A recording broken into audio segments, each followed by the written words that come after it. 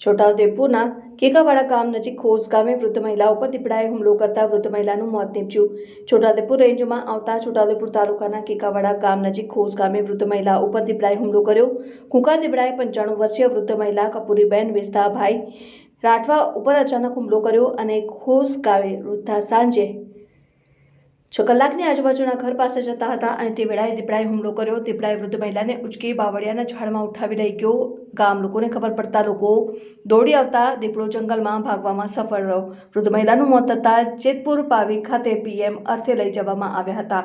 હાલ છોટાઉદેપુર વન વિભાગ દ્વારા પાંજરું મૂકી દીપડાને પાંજરે પૂરવાની તજવીજ હાથ ધરાઈ। રિપોર્ટર મોહસિન સુરતી, છોટાઉદેપુર।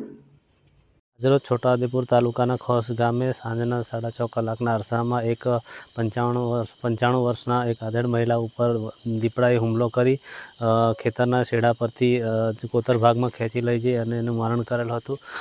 તાત્કાલિક અમને જાણ થતાં વન વિભાગના સ્ટાફ સાથે અમે ઘટના સ્થળે પહોંચી અને લાશ ઝાડીમાંથી બહાર કાઢી અને લાવેલા હતા અને લાશને પીએમ માટે પાવી જેતપુર દવાખાને મોકલી આપવામાં આવેલો છે। તેમજ દીપડાને પકડવા માટે પાંજરા મૂકી અને ચક્રો ગતિમાત કરવામાં આવેલ છે।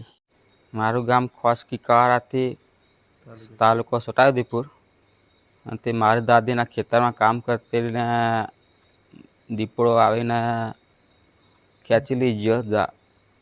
એટલે પછી મોટીને કંઈ મોટી નહીં આવી એમ કરી મેં મોટીને જોતો ગયો તો મોટીનો લાકડીનો દંડો હતો એટલે તે દેખીને પછી ત્યાં નહીં દેખાય એટલે પછી એનો ખીસરો જોયો એટલે એને જોતા એને ખીસરા તરફ ખેંચી લઈ ગયો છે ને તે તરફ જોતા ગયો તો ત્યાં ઝાડામાં લીસતો રહેલો એનું મોત થઈ ગયું।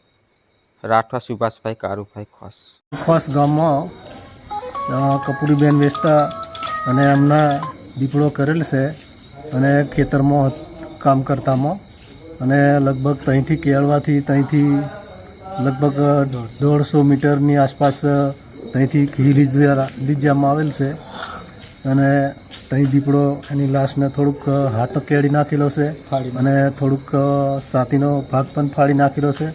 એવો બનાવ બન્યો છે મારા કોસમાં।